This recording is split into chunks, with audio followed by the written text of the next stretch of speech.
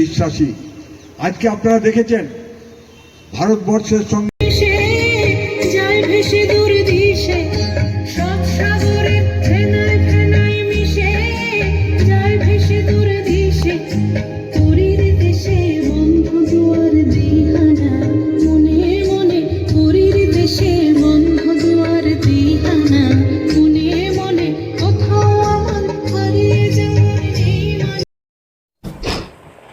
আজকে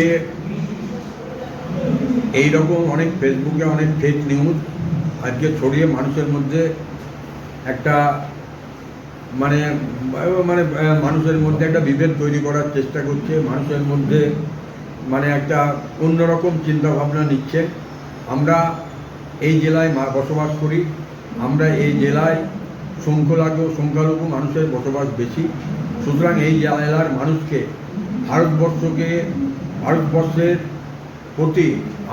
ভারতবর্ষের প্রতি পূর্ণ সমর্থন কিন্তু আমাদের এই দেশের মানুষের আছে বা আমাদের এই জেলার মানুষের আছে।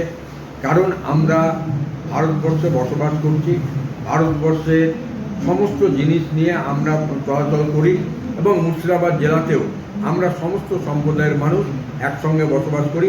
সুতরাং আমরা অনুরোধ রাখবো এইরকম ফেক নিউজ ছড়িয়ে মানুষকে বিভ্রান্ত করার চেষ্টা করবে। ঠিক আছে, শুনতে হয়েছে রবীন্দ্রনাথকে, কিন্তু তার সেই লেখনী থেকে, তার মত থেকে তিনি কখনো পিছিয়ে আসেননি।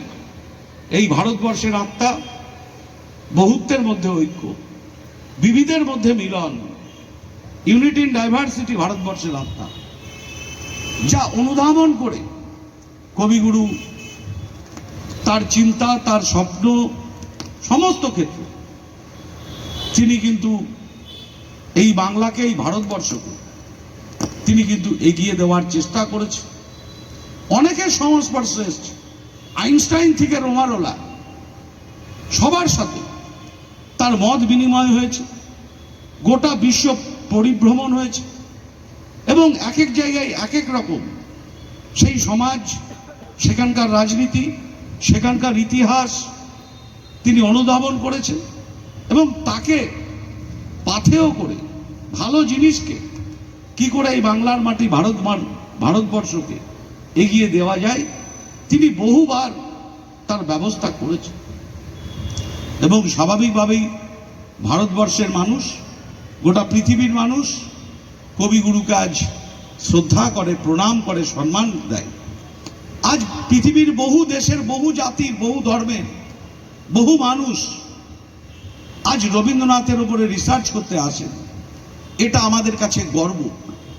শিক্ষা রাঙিনার শিক্ষকরা আছেন, আমি বলছি না, এটা আমাদের কাছে গর্ব যে কবিগুরুকে নিয়ে রিসার্চ করতে আসছে পৃথিবীর বহু দেশের মানুষ।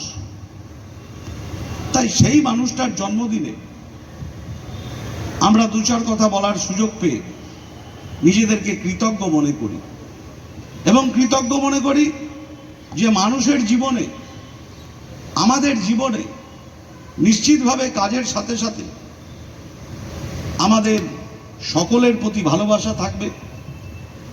মানুষের প্রতি ভালোবাসা, মানবতার কথা বারে বারে কবিগুরু লিখে গেছেন।